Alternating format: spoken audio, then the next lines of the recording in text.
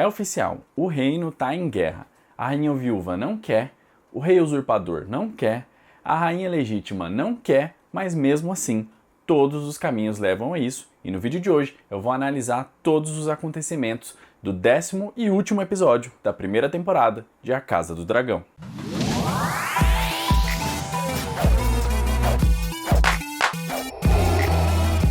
Saudações antarianos e antarianas, eu sou Gustavo Lopes, seja muito bem-vindo nesse vídeo se você está chegando pela primeira vez ou se você já é um recorrente aqui nos nossos vídeos. Muito obrigado se você é recorrente, se você não é recorrente, continue chegando aqui. Sempre um aviso, este vídeo é com spoilers, correto? Com spoilers de toda a temporada, vai ter spoiler dos livros e pode ter alguns spoilers também de coisas que podem acontecer nas próximas temporadas. Então, estejam avisados que tem spoilers daqui pra frente. Vamos nessa! No vídeo onde eu analiso aí o trailer do 10º episódio, eu falei que o 10º episódio poderia ser o melhor episódio que a gente já viu dessa temporada aí. Isso colocaria ele num hall entre os melhores episódios da história de Game of Thrones. Pois bem, não foi. Esse episódio foi vazado, então algumas pessoas assistiram antes, eu vi alguns comentários, as pessoas falavam algumas coisas ali nos comentários, e eu vi que uma galera não tinha gostado, uma galera gostou, ficou bem divisivo. Na minha opinião, não foi um episódio ruim, não foi um final de temporada ruim, nem nada disso. Só não foi o melhor episódio da temporada, que pra mim foi o episódio 8. Foi ali o Senhor das Marés, que é aquele que tem o Viserys, etc. Esse episódio foi excelente. Mas o 10º episódio foi um bom episódio. E eu acho que ele divide sim, principalmente para quem lê os livros, ele divide opiniões. E eu acho que o finalzinho dele tem um pouquinho ali que poderia ser um pouco melhor. Lembrando que hoje, às 20 horas hora de Brasília, vou fazer uma live aqui respondendo perguntas de vocês, tanto de House of the Dragon como de Game of Thrones, dos livros, do que vocês quiserem perguntar. Eu vou estar aqui, então já tem a live aqui montada, então pega aí, vai lá no canal, já fica ali, deixa o lembretinho já pronto para você assistir quando a gente entrar online, beleza? Vamos aos fatos então. O episódio começa com o Lucerys olhando ali sobre Deriva Marca, e aí ele acredita que o Lord Corlys vai morrer, então ele vai ser o cara que vai assumir. E aí eles têm uma conversa, ele e a mãe dele têm uma conversa sobre esse lance aí do quão pesado é esse dever que eles têm. A primeira temporada fala muito do dever, de como que é importante que as pessoas elas tenham esse peso em cima delas e elas aceitem esse peso daí e elas convivam com isso e executem o dever que cada um deles tem da melhor maneira possível. Alguns desses aí não têm dever sobre eles estão mais livres. A gente já teve análise de episódio onde eu explicava isso daí tudo. E eu acho isso uma característica muito boa do Lucerys, que ele herdou da mãe dele, que é esse lance de não querer governar porque se acha ruim para governar. Mas não ruim no sentido de eu sou uma péssima pessoa, eu vou governar mal. Mas eu tenho medo de eu não ser bom o suficiente para governar esse local. Isso é uma característica forte em bons líderes. Por quê? Porque como eles sabem que eles têm falhas e eles têm medo de continuar falhando, eles se cercam de bons conselheiros e esses bons conselheiros dão muitas dicas para eles do que fazer. Então, quem acha que é o bonzão sempre vai ser seguro de si e vai fazer o que quiser, e com isso o reino vai lá para baixo. Mas se você se cerca de boas pessoas e você sabe que você não está completamente preparado para aquilo, você faz um bom reinado. O Viserys teoricamente fez isso, o Jaehaerys teoricamente fez isso, e o Aegon teoricamente fez isso também. Então o Lucerys tem essa característica, e isso já diz muito sobre como ele seria um bom Lorde de Deriva Marca, por ele ter essa preocupação de não ser bom o suficiente para lá. Logo em seguida, aí a Rhaenys chega lá anunciada, e aí o moleque sai, precisa ir dessa reuniãozinha, e a Rhaenys já chega, eles acham que ela tá ali para falar sobre o Lord Corlys, que ele se recuperou e etc. Mas obviamente não é, ela tá ali para falar sobre a usurpação do trono, sobre tudo que aconteceu, ela dá essa notícia, e interessante a gente notar que a Rhaenys, ela sabe que vai ter uma guerra, ela fala que ela não queria tomar partido nem iniciar essa guerra daí, que é um dos motivos. Tem um vídeo aqui que eu falo sobre quais as consequências que poderiam acontecer se ela tivesse falado do Dracarys para Meleys ali. Tem uns shorts aqui, vão lá ver. Então tem consequências, e não é simples como a gente imagina, e depois eu falo sobre isso em um outro vídeo, ou às vezes na live também, se vocês quiserem.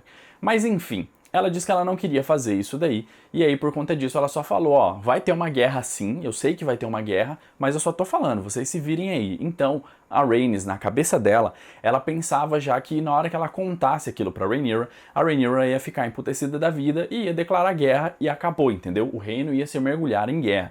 E a Rhaenyra, como a gente sabe, surpreende muito positivamente ela em relação a isso daí. Detalhe pro comportamento do Daemon. Vou falar mais sobre o Daemon, sobre os atos dele nesse episódio mais pra frente. Ponto a ponto, a gente tem um ato dele muito importante nesse episódio, vocês sabem qual é. E aí o lance é o seguinte, eu já tinha falado que esse episódio ele ia ter uma carga muito grande na Rhaenyra e no Daemon, porque são os personagens que a galera mais gosta. Por mais que eles já tenham gravado tudo, editado tudo, a gente sabe quais personagens as pessoas mais vão gostar. Então eles já sabiam disso, e então esse último episódio ele é completamente centrado neles e mostra muito sobre eles.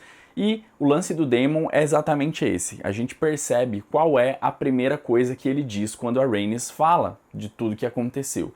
E aí a gente volta lá pro 6º episódio, quando a mulher dele, a Laena, tá dando a luz, e aí o cara fala, ó, a criança tá atravessada, não vai ter jeito. O que a gente pode fazer é cortar a barriga dela, e aí a gente pode tentar tirar o moleque lá de dentro. Qual é a primeira coisa que o Daemon pergunta naquela ocasião?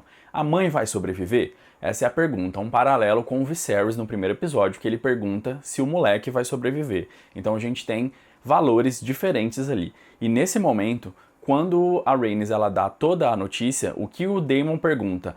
Como foi que o Viserys morreu, como que o meu irmão morreu, o que ele quer saber? Ele quer saber quais foram as causas, porque ele já suspeita que foi traição. Então quando a Rhaenys fala que ela não sabe, que ela ficou presa, etc, ele já fala, não, foi traição, ele foi assassinado, foi isso que aconteceu. Então a partir daquele momento a gente percebe que o que ele tem, qual é a cara dele, qual é a atuação que o Matthew Smith passa para o Daemon dele ali. Que ele tá completamente revoltado com a traição que o irmão dele sofreu e completamente triste, porque o irmão dele foi embora, entendeu? Então quando ele recebe a notícia, ele não fica, putz, sou o rei consorte agora. Ele não fica bem com isso. Ele fica tipo, caramba, meu irmão morreu. Ele fica triste por isso. Por quê? Porque ele amava o irmão dele. Ele tem um lance muito forte com a família dele. E é isso que a série estabeleceu pra gente. Então, ele mostra mais uma vez esse lado de preocupação. As perguntas dele dizem muito sobre como a cabeça dele funciona. E a partir daquele momento, quando ele decide, quando ele vê na cabeça dele, fala, não, meu irmão foi traído e foi assassinado, ele começa uma jornada de vingança muito forte contra os Hightower.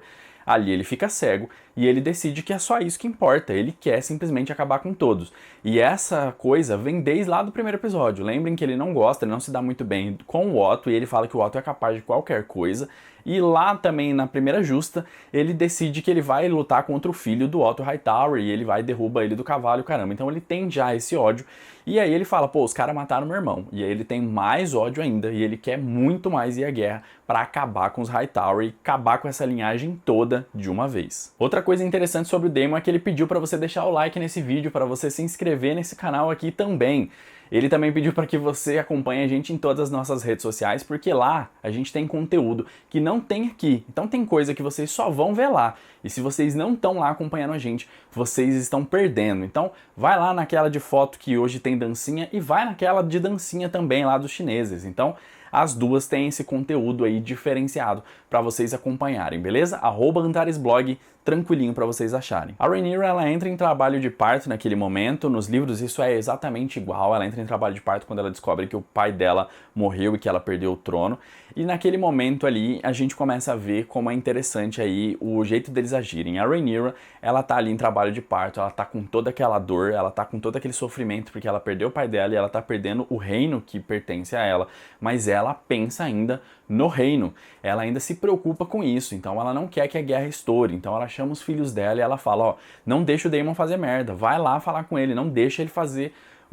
botar o mundo inteiro aqui que a gente conhece em fogo, eu não quero isso.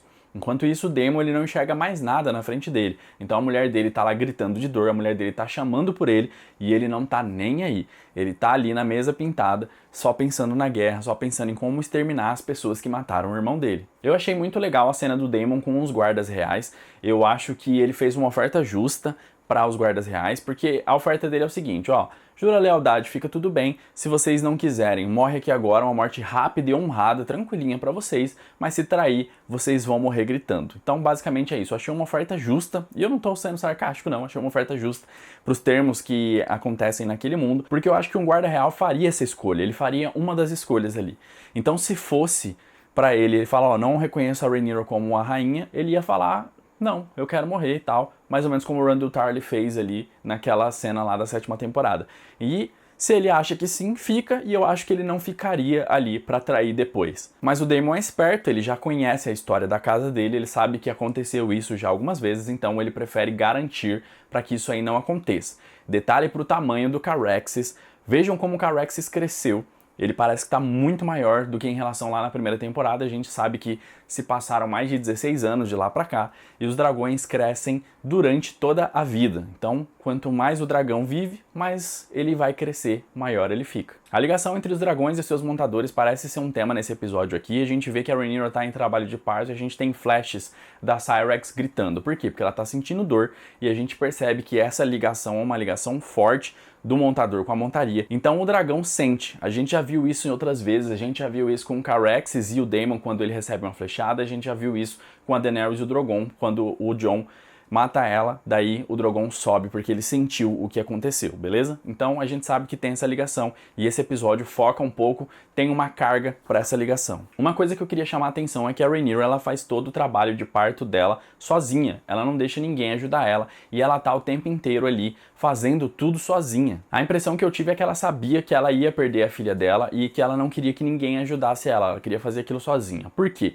Ela fala para as meninas que ah, não, elas me deixaram fazer sozinha. Só que isso não é verdade, porque no 6º episódio a gente viu que ela recebia ajuda ali das parteiras também. Então ela, em outros casos, em outros partos, ela sempre recebeu ajuda. Mas nesse daqui ela decide fazer tudo sozinha, inclusive quando ela tem a filha dela, a Visenya, e ela vê que tá morta, ela é quem vai embalsamar ela ali, ela é quem vai fazer todo o trabalho das Irmãs Silenciosas. Então isso mostra, na minha visão, que ela sabia de alguma forma que ela tinha de fato perdido a filha dela, que ela não ia conseguir. Mais uma vez, o mau presságio da Rhaenys, aquele lance lá, a Rhaenys estava olhando morto, ó, não pode, e de repente a Alicent não olha, e agora a Rhaenyra tá ali, ela mesma toda hora olhando, e ela tá embalsamando a filha dela. Então, é esse lance do mau presságio, a gente tem que ficar esperto nisso daí, porque Game of Thrones já mostrou que são coisas recorrentes, então a gente precisa ficar esperto com o que vai acontecer com cada uma dessas personagens, com as duas que olharam e com a uma que não olhou. Detalhe pro Daemon na praia, a gente percebe que tá sendo um dia difícil para ele perdeu o irmão dele, a mulher dele perdeu o reino também, e agora ele perdeu a filha dele, e a gente percebe que ele tá bastante destruído, ele tá destroçado, ele tá indo pra praia, ele não tá lidando bem com aquilo ali, a gente já sabe que ele não lida bem com perdas. Quando ele perde o filho dele e a esposa dele ali também, ele não lida bem com aquilo dali. Ele tá mal, ele não consegue reagir direito. A gente percebe que sempre que tem uma morte, ele não sabe como reagir. Quando morreu o Balon, por exemplo, ele também não sabia como que ele agiria naquela situação. Ele não é um cara muito bom para lidar com perdas. Na cena do funeral da Visenya, mais uma vez, eu acho que tem essa carga humana dele de novo. A gente percebe que ele tá triste vendo aquilo ali, e ele olha pra Rhaenyra ali, e o olhar dele me passa um lance de tristeza, me dá a entender que ele queria tirar aquela dor da esposa dele ali. Ele vê ela destruída ali daquele jeito, ela tá pra baixo, ela tá muito mal. E ele olha pra ela assim com um pesar, com uma coisa muito triste dentro dele. O Eric chega naquele momento e aí ele se ajoelha e ele entrega a coroa ali. Ele faz o juramento de novo ali perante a Rhaenyra, porque ele quer servir ela e não ao Aegon, e ele entrega a coroa para o Daemon. E aí a gente tem nesse momento ali um arco interessante. Pra mim, é nesse momento que se encerra o arco do Viserys. Ah, mas o Viserys já morreu, exato. Mas nem por isso o arco dos personagens é encerrado quando eles morrem. Então, por exemplo, o arco do Renly, que ele morre lá no início, segunda ou terceira temporada, eu não me lembro, ele só vai ser concretizado, ele só vai ser fechado só quando a Brienne mata o Stannis lá na 5ª temporada. Então não é porque um personagem morreu que o arco dele é encerrado. No caso do Viserys, pra mim, o arco dele tá sendo encerrado aqui. Por quê? Porque o Daemon sente falta dele, ele não tá conseguindo lidar com aquilo. Quando ele pega a coroa, o que eu sinto dessa cena é que ele olha para aquela coroa como se fosse o que sobrou do irmão dele. Ele olha para aquilo e fala, caramba, é a do Viserys. Como se fosse uma coisa de um ente querido nosso que partiu, que a gente visse e a gente lembrasse dessa pessoa. Seja um perfume, seja um bichinho de pelúcia, seja qualquer coisa. E ele olha para a coroa e ele lembra do irmão dele. Fala, olha só, meu irmão tá aqui. E quando ele olha para trás, ele vê a Rhaenyra e ele percebe que tem um pedaço do irmão dele que ainda está ali. Essa é uma coisa que a primeira temporada disse pra gente. Por quê? Porque quando a mãe da Rhaenyra morre, o Viserys ele diz pra ela que ela é um pedacinho da mãe dela que sobrou ali. E é por isso que o Viserys gosta tanto dela, porque ela é esse pedacinho da única pessoa que ele amou, que o Viserys amou. Então ele guarda ela, ele protege ela de tudo, ele blinda ela de tudo, ele ama ela mais do que a todos os outros, porque ela é um pedaço disso. E o Daemon enxerga nela, na minha visão, enxerga nela também esse lance. Ele enxerga o irmão dele que tá ali preservado nela. Mais uma vez, ele pega a coroa, ele tem a coroa ali nas mãos dele e ele abre mão daquilo, digamos assim, é essa a mensagem, e ele coroa a outra pessoa e ele tá coroando ali naquele momento o irmão dele também, é quem ele reconhece. Então, ele coloca a coroa ali e ele é o primeiro a se ajoelhar e chamar a Rhaenyra de rainha. A Rhaenyra ali, ela tá numa posição de imensa vulnerabilidade, ela acabou de perder tudo. Ela perdeu o pai dela, que ela amava muito, ela perdeu o trono, que era uma coisa que ela passou a desejar, de certa forma, e ela perdeu ali a filha dela. Então ela tá muito por baixo, ela tá completamente por baixo, ela tá destruída, ela tá destroçada. E naquele momento, o Daemon coroa ela, o Daemon apoia ela, ele se ajoelha para ela e todo mundo se ajoelhou. E até mesmo um guarda real, que era do Aegon, ele vai até ela, ele escolheu servir ela.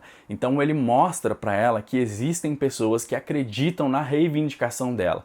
E naquele momento, aquela mulher destroçada, ela é recomposta, porque ela percebe que existem pessoas que acreditam nela e existem pessoas que estão com ela. Então é uma cena muito forte a coroação dela, e ela percebe que ela é Rhaenyra Targaryen, primeira de seu nome, rainha dos Ândalos, dos Rhoynares e dos primeiros homens, senhora dos Sete Reinos e protetora do reino. Então naquele momento é onde ela percebe o poder dela. Detalhe para essa briga de coroas, que é uma coisa que eu acho muito interessante e eu acho que é um negocinho à parte pra gente analisar. Aegon, o segundo de seu nome, foi coroado com a coroa do Conquistador e a ideia é justamente mostrar que ele é um novo conquistador e etc. Mas o que significa essa coroa? O Conquistador, ele foi um cara, um rei que aparentemente tudo leva a crer que ele foi bom, pelo que a gente sabe dos livros e pelo que eles falam na série também. Ele foi um bom rei, ele foi um sábio rei, ele foi um rei justo. Mas o que mais fica do Aegon é o seu poder, é a sua força. Foi assim que ele forjou os Sete Reinos, a partir de fogo e de sangue. Por mais que ele tenha levado a guerra para os senhores e tenha sido justo, o que fica é a força dele. Ele pegou 11 mil homens e ele lutou contra uma galera e ele venceu porque ele tinha poder. Então, a coroa do Conquistador representa isso, poder, representa força, representa esse lance todo aí. Enquanto que a coroa que a Rhaenyra está usando, ela pertenceu ao Jaehaerys. E o Jaehaerys, ele vem logo depois do Maegor o Cruel, que usava também a coroa do Conquistador.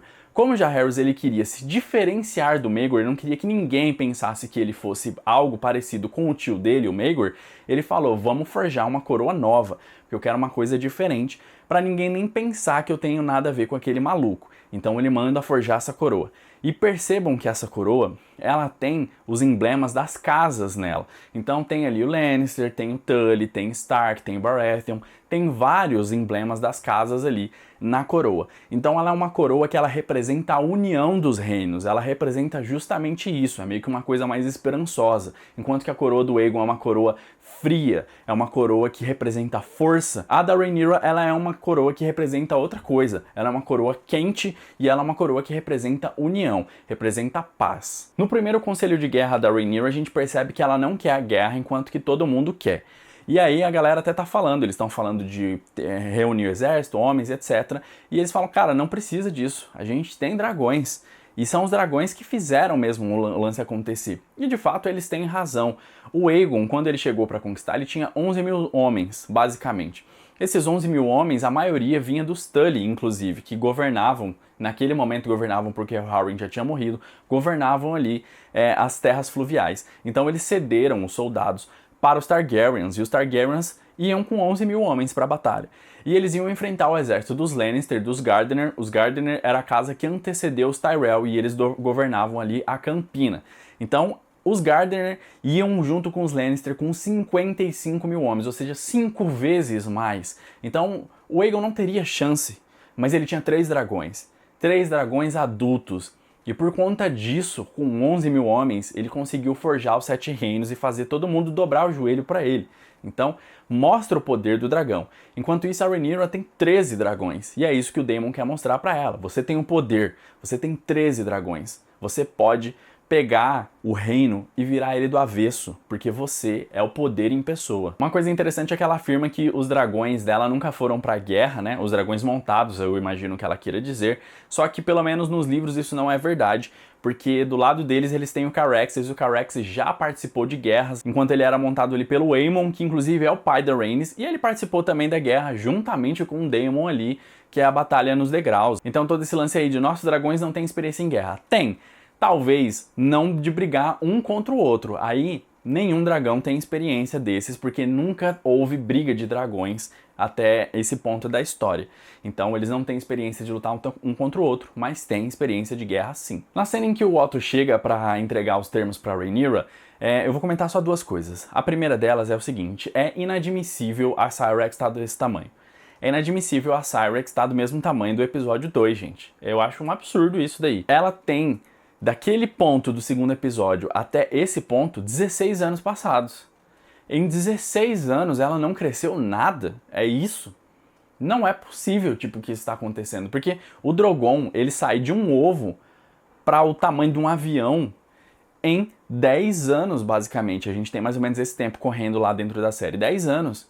E ele é daquele tamanho, entendeu? Como que a Syrax com 16 anos não conseguiu chegar nem no tamanho do Drogon, ela continua pequena. A gente lembra que lá no primeiro episódio, quando a Rhaenyra chega com a Syrax, a Alicent fala pra ela, olha, ela tá muito grande, ela tá crescendo super rápido, ela já tá quase do tamanho do Caraxes. A gente vê depois que não. Mas o Caraxes, ele tá praticamente do mesmo tamanho do Drogon naquele primeiro episódio, e a Syrax, eles dizem que estão crescendo tão rápido que daqui a pouco tá do tamanho dele. E aí, de repente, o Caraxes cresceu uma montanha, e de repente a Syrax não cresceu nadinha, assim. Então é uma coisa que não tá casando, entendeu? E a gente sabe que os dragões crescem pra sempre, então não tem como a gente ficar perdoando esse tipo de erro, porque parece que foi só para economizar dinheiro mesmo. Uma coisa interessante sobre os dragões é que existe aí um boato que eles falam por ali, né, pelo tamanho dos dragões, etc., em como que os dragões que têm vida livre crescem mais. E a Syrax, ela tá morando ali em Pedra do Dragão por 16 anos, e no Pedra do Dragão não tem o Fosso dos Dragões, portanto eles têm vida livre, então era para ela ter crescido mais ainda. Então o Caraxes, por exemplo, tá tendo vida livre há muito tempo também.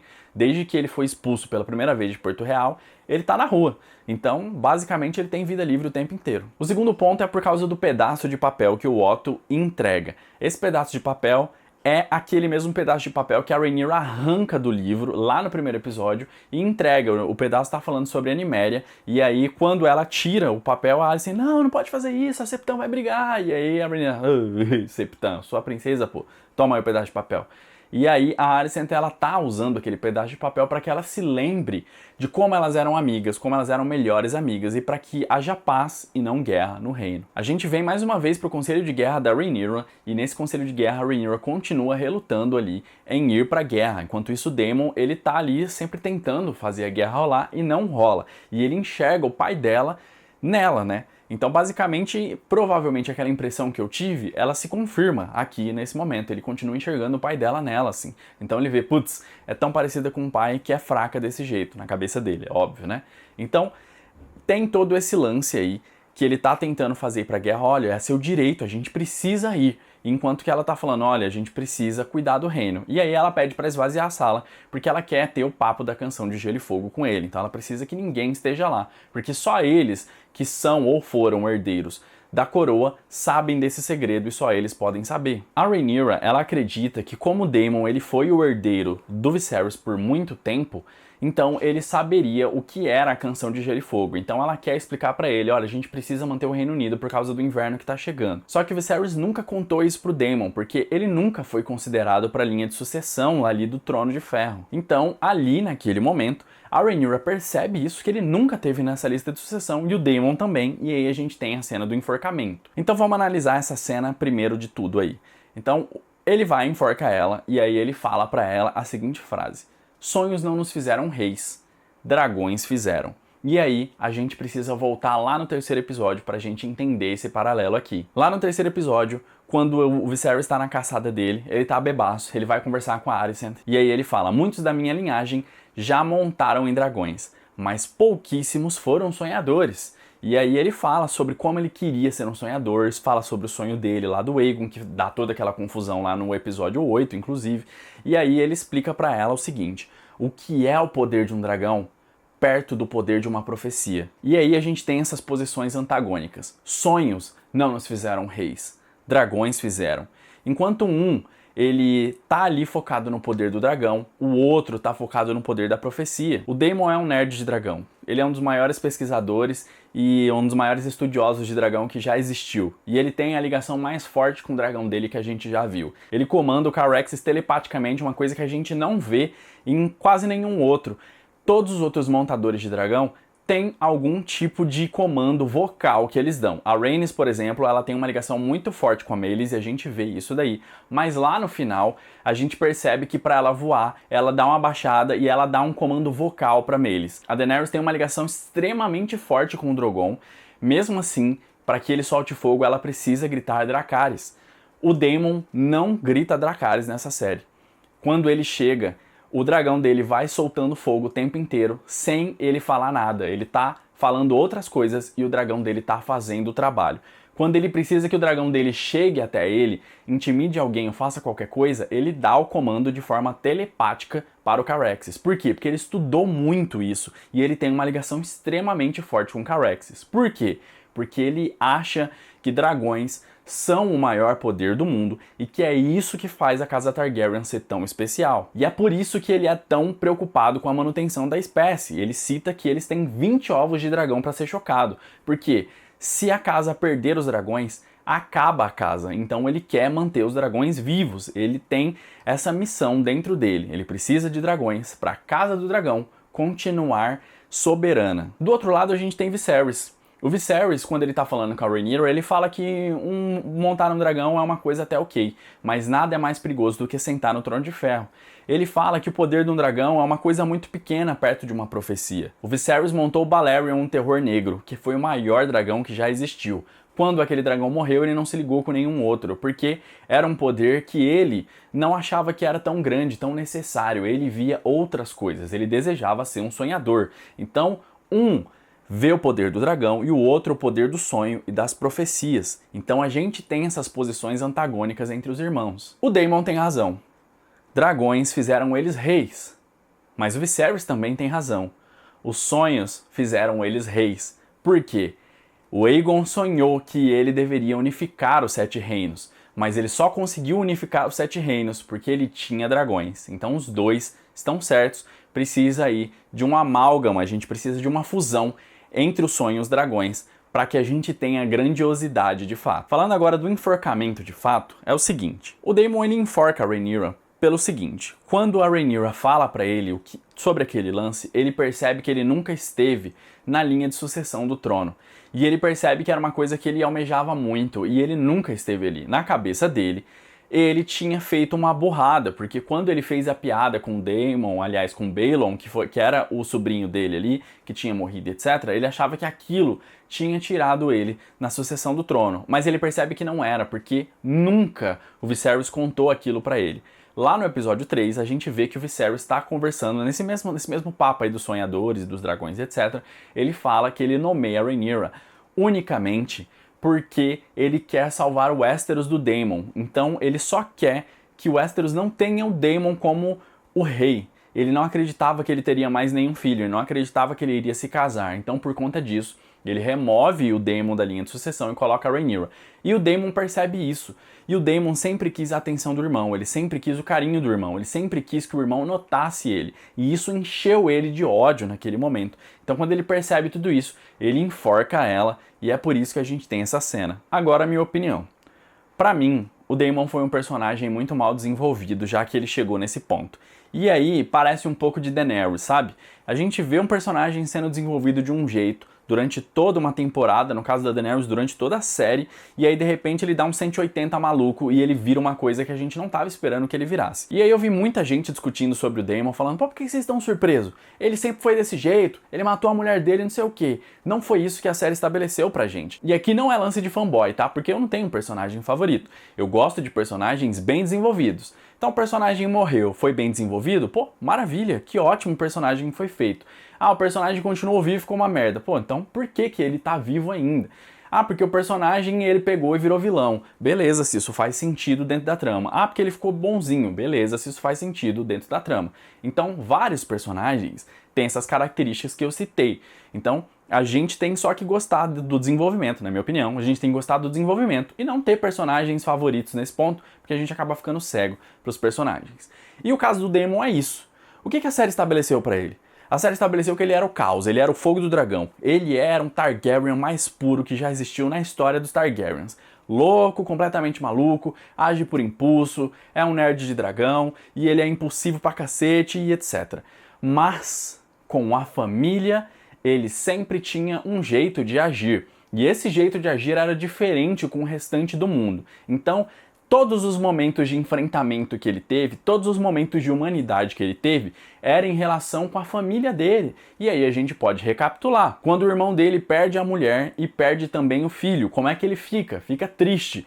Quando ele tá lá, ele vai fazer a piada do Balon, que ele tá lá no bar. Ele tá triste, ele tá perdido. Quando o irmão dele vai lá e fala pra ele, olha, eu vou mandar minha guarda real cortar sua língua. Ele fica chateado, mas ele só tá querendo mostrar pro irmão dele que ele quer estar perto pra ajudar o irmão dele. E ele não é nem um pouco bélico, ele não puxa a espada, ele não faz nada. Quando a Rhaenyra vai pra lá pra pegar o ovo, ele não faz nada. Quando a mulher dele vai pra morrer, ele se preocupa com ela. Então a gente tem todo esse lance, toda essa construção de que o Daemon, ele é uma pessoa cruel, ele é um personagem muito cinza, um personagem que faz coisas muito erradas, capaz de qualquer coisa com outras pessoas, não com a família dele. Então fica um personagem muito mal desenvolvido por esse ato. Por você tá falando assim, não, eu entendi, eu já saquei qual é a do Daemon, e de repente ele faz uma coisa que não faz sentido dentro do próprio personagem, entendeu? Então a série construiu uma coisa até aqui em 9 episódios, não em 9 porque não aparecem todos, mas vocês entenderam o que eu quis dizer. E de repente ela muda, do nada. Por quê? Porque a gente quer que o Daemon seja desse jeito. E simplesmente não faz sentido. E isso me dá calafrios de lembrar da 7ª e da 8ª temporada. Que os personagens são inconstantes e que os produtores, os roteiristas, os diretores, eles fazem o que quiser com os personagens, fazem coisas sem sentido com os personagens, que não funciona de verdade, não pega a gente. Porque corta a gente daquele universo que a gente está imerso. Então, pra mim, foi um problema muito grande que eles fizeram com o Daemon. Não tem problema ele ter feito isso se o personagem tivesse essa carga, se ele tivesse sido construído desse jeito. Mas como ele não foi construído, é um problema muito sério. É claro que eu tô falando que não tinha problema, não... Qualquer pessoa que enforcar alguém tá errado, tá, gente? Só tô falando que dentro do universo da série, dentro do desenvolvimento do personagem, se ele tivesse sido construído ruim, beleza, ele fazia aquilo, mas ele não é um Joffrey, ele não é o Ramsay, ele é o Daemon Targaryen, e ele tinha sido construído como Daemon Targaryen, e aí tá tudo bagunçado a partir de agora. O Corlys volta ali à consciência, e aí ele conversa com a Rhaenys, e ele fala, ó, chega, vou agora comprar uma casinha na praia, ficar lá curtindo meus netos, vou dar uns 50 reais pra eles ir ali tomar um sorvete, tomar um refrigerantezinho, uma Pepsi ali pra eles, tranquilo, uma Pepsi Twist, que é mais gostosa, e vamos ficar de boa só. E a Rhaenys fala, então, não vai rolar. Não vai rolar porque eles já estão na guerra, estão ó, até aqui afundados na lama na guerra. A gente vai precisar entrar na guerra por eles. É basicamente isso que ela fala. E isso é interessante porque a gente tem do episódio 8 até aqui coisa de 3, 4 dias se passando. E esse foi o tempo que ela ficou com a Rhaenyra, basicamente. Ela não ficou todos esses dias com a Rhaenyra, ela ficou um tempinho com a Rhaenyra. E ela percebeu, a Rhaenyra foi lá e convenceu ela de que ela é uma boa pessoa. Porque, como eu disse no início do episódio, ela sabia, ela tinha certeza que a Rhaenyra ia declarar guerra. E o que ela viu foi que a Rhaenyra tinha uma responsabilidade muito grande. Ela não queria mergulhar o reino dela em guerra. Ela não queria ser a rainha dos ossos e cinzas. Ela quer governar o reino para que o reino se mantenha unido e feliz. E a Rhaenys, ela percebeu isso. Pô, a Rhaenyra não é a moleca que eu achei que era. E 3, 4 dias atrás, ela odiava a Rhaenyra porque ela achava que a Rhaenyra tinha a ver com a morte do filho dela. Mais um conselho de guerra da Rhaenyra. É engraçado como eles não têm guerra, mas eles têm muitos conselhos de guerra, né? Mesmo sem guerra. Mas enfim, mais um conselho de guerra da Rhaenyra. E aí, nesse conselho de guerra, a gente descobre que o Corlys, junto com a casa dele, dominaram os degraus. Isso faz com que todo o Mar Estreito pertença à Casa Velaryon. E desse jeito, ali no Mar Estreito, eles têm acesso a um local chamado Goela, e a Goela dá acesso a Porto Real, que, como o nome diz, é um porto, portanto fica ali no mar. E deste jeito, eles podem impedir que cheguem suprimento, cheguem alimentos, chega ouro, chega qualquer coisa por vias fluviais ali. Então eles fazem um bloqueio naquele momento ali. E isso é uma coisa que ajuda muito. Essa é a primeira vantagem que a Rhaenyra tem, porque estava tudo muito no campo das ideias. Não, nós vamos pegar fulano ali que jurou lealdade pro meu pai. Ó, outro fulano ali também disse que me achava muito bonita e que lutaria pela minha beleza. E aí, de repente, nada disso se concretizava. Essa é a primeira coisa concreta que ela tem. E a Rhaenys, ela oficialmente escolhe o lado dela, falando que ela vai com a dragão dela, a Meleys, patrulhar a Goela. Então eles têm uma frota naval ali, a mais poderosa do reino, e ele tem um dragão muito grande, muito poderoso, com uma guerreira muito fodástica ali naquele momento. Então já é uma primeira pequena vantagem que a Rhaenyra tem nessa guerra. No entanto, essa vantagem não faz com que a Rhaenyra não precise de outros apoios, não precise de guerreiros. Ela ainda precisa. Ela precisa dos Starks, dos Tullys, dos Baratheon, dos Arryn. Ela precisa de outros apoiadores para que ela tenha um exército também. E aqui, nesse momento, o Jacaerys fala assim, não manda corvo, manda a gente, porque a gente vai passar muito mais respeito, porque a gente vai chegar com dragão, dragões sempre fazem as pessoas ficarem muito impressionadas, e é o príncipe, entendeu? São os príncipes que vão estar chegando, então dá uma moral um pouco maior. E aqui eu acho que a Rhaenyra cometeu um erro de lógica, na minha opinião. Ela tinha 3 lugares que ela precisava mandar ali os filhos dela para que eles fossem, beleza? E aí, qual eram esses 3 lugares? Ela tinha lá o Ninho da Águia, ela tinha o Winterfell e ela tinha também Ponta Tempestade. Desses aí, quais eram os fáceis, quais eram os difíceis?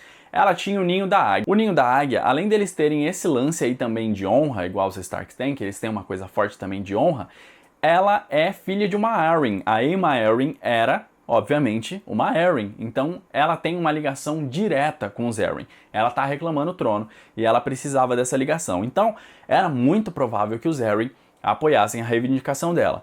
Os outros eram os Starks, e os Starks não quebram votos, independente se quem fez foi fulano de tal. O Torrhen Stark fez o juramento lá atrás pro Aegon, e mesmo assim, hoje, eles permanecem ainda leais aos Targaryen. Como o Rickon Stark, lá no primeiro episódio, jurou lealdade a Rhaenyra, o Cregan, muito provavelmente, vai manter o juramento do pai, porque eles são desse jeito. Então, sobrou só uma pessoa, que são os Baratheon. E os Baratheon, como os próprios Verdes falaram, são uma incógnita, não tem como a gente saber o que eles iriam querer ali. Portanto, dos 3 lugares, 2 eram muito fáceis de conseguir. A gente sobra esse daqui apenas. Por quê? Porque são os Baratheon. Eles têm uma ligação grande com a casa Targaryen, mas eles estão distantes. E aí ele tá mandando o moleque, que ele é neto da Rhaenys e a Rhaenys é filha de um Baratheon, ou seja, o moleque é bisneto de uma Baratheon muito longe, e a Rhaenyra, que é quem reclama o trono, não tem ligação nenhuma com eles. Então não faz sentido. Seria melhor, já que era para mandar alguém, ela mandasse então, e precisa ser um dos filhos dela, o Jacaerys. Por quê? Porque ele tem poder de barganha, ele é mais velho e ele consegue barganhar ali, e manda o outro filho para as coisas que é fácil.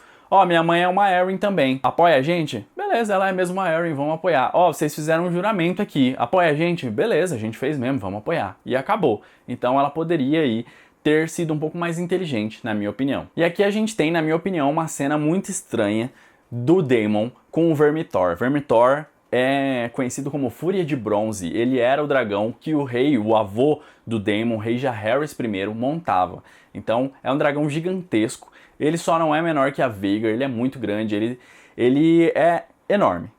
Se o Caraxes tem metade do tamanho, o Vermithor é maior do que ele, portanto, do tamanho da Vhagar, do caso, né? Então ele é quase do tamanho da Vhagar, vamos dizer assim, ele tá vivo há muito tempo. Então, ele é um dragão imenso, e aí o Daemon vai ali pra conversar com ele, pra fazer alguma coisa. Essa cena é uma cena esquisita pelo seguinte, o Daemon ele entra nesse lugar, que é uma caverna, não sei exatamente o que é, mas ele parece ter um altar. Quando ele chega nesse altar, ele deixa ali a tocha dele e ele entra cantando. E aí o Vermitor parece reconhecer ele ali e ele tem todo um lance ali com o Vermitor. E aí no final a gente tem takes do olho do Vermitor e do olho do Daemon, ok? No olho do Vermitor, o que a gente vê? Que o Daemon tá estendendo a mão para tocar no Vermitor. E no olho do Daemon a gente vê simplesmente o Vermitor. Então, a gente sabe que o Daemon foi lá, cantou não sei o que, o dragão cuspiu fogo, ele foi lá e foi para tocar no Vermitor. O que tem de estranho nessa cena é que ela parece descolada desse episódio. Ela parece estar aí meio de uma forma aleatória. Porque não faz sentido essa cena se você olhar pelo todo do episódio. O que ela somou dentro do episódio? E ela parece estar conectada com a cena que a gente vê a seguir, que é a cena do Lucerys indo pra Ponta Tempestade. Então é uma cena esquisita. Por quê? Porque o Daemon tá chegando lá e aí tem um lance macabro, uma luz macabra. E aí o corte é num relâmpago justamente no olho do Daemon. E aí de repente essa música ela permanece enquanto o Lucerys está voando. Então dá a sensação de continuidade, como se essa cena do Vermitor tivesse alguma ligação com a cena do Lucerys, beleza? Só que elas são cenas completamente diferentes. Por que que eles deram a entender que uma cena tá ligada com a outra? Mas isso aí eu vou falar já já. Vamos falar agora melhor da cena e depois a gente fala sobre isso. O Lucerys chega em Ponta Tempestade e quando ele chega lá ele percebe que a Vhagar tá lá. Então ele fica meio assustado. Lembrem-se que a gente tem uma carga muito voltada para o sentimento aí dos montadores de dragão junto com o dragão. A ideia do episódio é mostrar que quando um sente, o outro sente também. Então o Lucerys ele tá naquele momento com medo, ele viu um dragão gigantesco ali e ele sabe que é o Aemond que monta aquele dragão, mesmo cara que ele arrancou um olho. Então tem todo um lance ali dele sentir medo e isso pode ser que o dragão dele esteja sentindo. Ele entrega lá a mensagem pro Borros Baratheon e não tem nenhum tipo de proposta para fazer, enquanto o Aemond ele vai lá e fala, ó, eu caso com uma filha sua. E é aí que eu falo, se fosse o Jacaerys, poderia ter algum outro tipo de barganha, porque ele tinha como barganhar algumas coisas. Então, por exemplo, o Aemond falou dele casar com uma delas lá. Enquanto isso, o Lucerys ele tem 3 irmãos que não foram prometidos ainda pra ninguém. Ele não pode se casar, mas ele tem o Joffrey, o Aegon e o Viserys. Ele tem 3 irmãos. Ah, mas um tem 6 anos, o outro tem 3, o outro tem 2. Não importa isso daí. Porque, por exemplo, o Aegon, o Aegonzinho, o Aegon II de seu nome, ele era para ter sido prometido com a Rhaenyra quando ela tinha 16. Então, a gente vê que não tem esse problema. As meninas ali estão mais velhas, mas ele poderia oferecer isso. Ele poderia oferecer até os 3. Ah, então ele vai casar com uma filha sua? Eu tenho 3 irmãos. Cada um deles casa com uma filha sua. Pronto. Então, por exemplo, ele podia falar, olha, quando as suas filhas casarem com os meus irmãos, cada uma delas vai ter filhos valerianos, e aí eles vão ter dragões. Nós temos 20 ovos de dragões ainda pra chocar. Então cada um deles pode ter um dragão. Ó, que massa. Em Ponta Tempestade, vários dragões. Vocês não queriam isso? Vocês também são Targaryens e tal. Então dava pra ele dar uma enrolada ali. Só que como ele é jovenzinho, ele só falou, então tá bom então, né? Fazer o quê? Vou embora então, vou embora. O Aemond, pra mim, ele só quer, de fato, assustar o menino ali, ele mostra o olho dele e tal, ele tem uma atitude de um valentão ali, mas pra mim fica claro, sim, que ele quer só assustar ali o Lucerys. Então ele joga a faca e tal, não sei o que. Ah, não, porque eu vou dar de presente pra minha mamãezinha, que não sei o que e tal. A ideia é essa. Só que o Lucerys fica muito assustado com aquilo ali. O Borros fala, ó, não vai ter guerra aqui não. Vai lá pra fora. Aqui não pode ter ninguém. Vai embora, ele é mensageiro, não se mata mensageiro, vai lá pro seu dragão. Então o Lucerys ele tá muito assustado naquele momento. E ele passa essa energia pro dragão dele. Quando ele vai subir no dragão, ele tenta acalmar o dragão. Ele fala pro dragão dele, fica calmo, relaxa. É uma situação difícil, mas me obedece. Se você me obedecer, vai dar tudo certo. O Lucerys vai embora, o Aemond vai atrás dele e ele alcança rapidamente porque ele tem a Vhagar. Então, ele tem um dragão muito maior, ela é muitas vezes maior, e isso é uma vantagem muito grande, mas existem desvantagens de você ter um dragão tão grande. Por exemplo, ele é um dragão provavelmente mais lento, enquanto que o Arrax ele é pequenininho, ele consegue fazer movimentos mais bruscos, enquanto isso a Vhagar demora mais para fazer os movimentos dela, ela é mais pesada, ela é mais lenta. Então o Arrax saca junto com o Lucerys que esse é o caminho. Eles entram naquela formação rochosa e pode ter alguém pensando, por que não ficou lá, né? Simplesmente pelo seguinte, primeiro ali podia não ter um lugar para pousar, porque parecia que tem vários negócios pontiagudos ali, não dá para pousar nisso. E segundo que se tivesse um lugar para pousar, o Lucerys acreditava que o Aemond estava indo atrás dele para matar ele não sabia que era só um susto. Então, o que ele poderia pensar? Eu vou ficar parado aqui, a Vhagar tá lá em cima, é só ela cuspir fogo, morreu todo mundo. Então ele precisava continuar em movimento o tempo inteiro. E aí acontecem duas coisas muito intrigantes. A primeira, a Rex, contra o comando do mestre dele, Lucerys, cospe fogo na Vhagar, de um jeito muito estranho. E depois, o mais estranho, é que a Vhagar, ela fica emputecida com isso e contra o comando do mestre dela, o Aemond, vai atrás do Arrax. A gente nunca tinha visto isso acontecer antes. A gente sabe que o Drogon era um dragão muito rebelde, ele fazia o que ele queria. Mas quando a Daenerys estava montada nas costas dele, ele obedecia a ela. A gente não viu nenhum dragão ele não querendo executar a ordem de um mestre. Essa é a primeira vez que a gente vê isso. E é por isso que é estranho. E aí a gente volta na cena do Daemon. O Daemon, ele é um nerd de dragão. Ele conhece tudo, ele é um pesquisador e ele manja tudo. Já falei disso aqui. Além disso, a gente sabe que dragões, eles estão muito ligados, fortemente ligados, com a magia. A magia volta a existir no mundo quando a Daenerys traz de volta os dragões. Então, se tem dragão, tem magia. Os dragões são a fonte de magia do mundo. E aí, como eu disse, o Daemon ele chega lá e parece um ritual que ele tá fazendo. Parece que ele tá usando um dragão ali como um ritual. Talvez um dragão que precisasse ser mais antigo, talvez ele pudesse usar a Vhagar também para esse ritual, ele precisasse de um dragão muito velho para que ele conseguisse realizar esse ritual. E aí parece ser alguma coisa mística rolando ali. Então dá a entender que tem uma ligação mística dessas coisas estranhas acontecendo. O Daemon vai lá, faz aquele negócio que está completamente descolado do episódio e de repente duas coisas que a gente nunca viu acontecer acontecem. Então, as cenas dão a entender que o Daemon tem alguma coisa a ver com a morte do Lucerys, porque como elas parecem estar conectadas, é isso que dá a entender. Parece que na cabeça dele, ela só vai partir para a guerra se ela perder um filho, se acontecer uma coisa dessa com o filho dela. Então eu preciso que alguma coisa aconteça. Só que isso não faz sentido. Por que não faz sentido? Porque o Daemon não sabia que a Vhagar ia estar lá. E segundo, que poder que ele teria sobre os dragões? Seria um poder que ele conseguisse abalar ali, dar uma abalada na conexão entre o montador e a montaria, seria isso, para que ele fizesse com que os dragões não obedecessem direito? Mas como que ele consegue fazer isso? Então tem esse lance todo que não faz sentido, a menos que ele conseguisse ver a partir de qualquer coisa mágica ali com o dragão, que a Vhagar estava lá, que o Arrax estava indo para lá e ele conseguisse utilizar isso em favor dele, entenderam? Então tem todo esse lance místico aí e essa cena tá completamente deslocada. Eu não sei o que pode ser, eu não faço ideia, tem uma explicação lógica, eu já vou dar ela logo em seguida, mas se aparecer qualquer coisa mística envolvendo Daemon, dragões, essas coisas, vocês saibam que viram primeiro aqui. Agora saindo da parte mística, vamos para a parte lógica. As cenas podem estar conectadas simplesmente por ser um contraponto. A gente vê que o Daemon, ele tem uma ligação tão forte com os dragões que ele é ligado a um dragão, ele vai até o Vermithor, que é um dragão que está livre ali e dragões não aceitam um cara que já está ligado com outro dragão e mesmo assim ele tem aquela conexão forte com ele. A gente vê um olhando no olho do outro e é como se um fosse o outro, porque eles se enxergam ali e tal, tem todo esse lance. Então pode ser esse contraponto de um cara tão incrível com esse lance de domar dragões que ele consegue controlar um dragão mesmo sem montar nele, e um dragão tão ancião como é o Vermithor. Enquanto isso a gente tem dois outros cavaleiros de dragão que mesmo estando montados em cima de seus dragões, não conseguem domar eles. No fim, o Lucerys morre e isso é sem querer, o Aemond não queria. Isso me incomoda um pouco, confesso, porque tudo parece que é sem querer e eu não acho que é assim que se fazem personagens cinzas. Então, o Aemond sem querer matou Lucerys. A Alicent sem querer entendeu errado a profecia lá e ela ajuda o filho dela a usurpar o trono. O Criston Cole sem querer mata o Lord Bisbury. Então é tudo sem querer, as coisas não acontecem porque os personagens querem. E você precisa que os personagens queiram fazer as coisas também. Porque desse jeito você não tem personagens cinzas. Ah, eles fizeram maldade, mas eles não queriam. Então eles não são cinzas, foi sem querer. Eles são personagens bonzinhos só. E você precisa de personagens cinzas. Porque é assim que o mundo é. As pessoas fazem coisas boas e coisas ruins. Ah, Cersei é uma vilão. É. Mas ela é um personagem cinza. Ah, o Jon Snow ele é um herói. É, mas ele é um personagem cinza. E todos eles têm coisas boas e coisas ruins no currículo deles.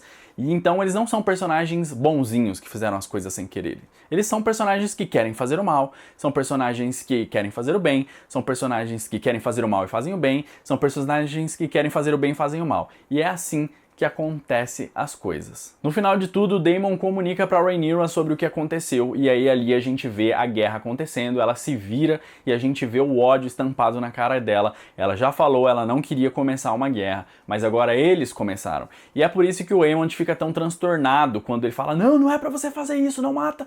Por quê? Até aquele momento, tinha um lance muito forte, um golpe muito forte, mas não existia guerra. Poderia ser contornado. E é exatamente o que Tyrion fala lá na primeira ou na segunda temporada, que eu não me lembro bem, quando eles falam, a gente tem que negociar a paz com Robb Stark. E aí o Tyrion derruba um copo e ele fala, tá aí sua paz. Você vai conseguir uma paz o mesmo tanto que alguém vai conseguir beber uma água desse copo. Porque não existe mais. Uma pessoa morreu, uma pessoa muito importante morreu, e não tem mais o que fazer a partir daquele momento. A guerra foi declarada e acabou mesmo a paz. E aí, para dar mais uma pitada de misticismo aí para vocês, a pergunta que fica é como o Daemon descobriu tão rápido que o Arrax e o Lucerys tinham morrido.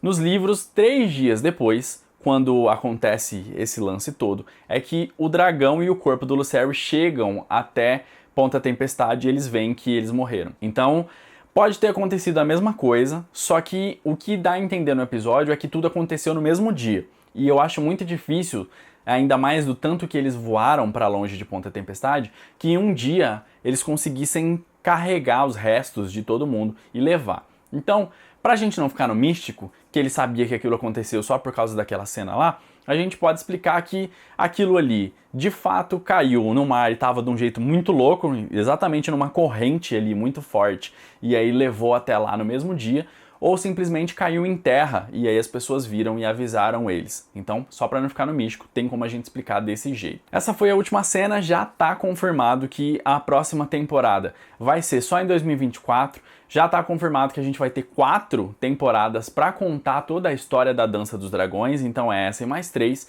e em 24 a gente vai ter mais uma nova temporada aí, que a gente vai ter muitos eventos. A segunda temporada deve ser melhor do que essa, eu espero que eles ouçam ali os críticos, que eles percebam que tem coisas que não dá pra fazer. Eu vou fazer um vídeo só falando sobre a temporada, explicando tudinho sobre a temporada, falando o que eles poderiam fazer de diferente na próxima, falando o que eles erraram nessa e etc.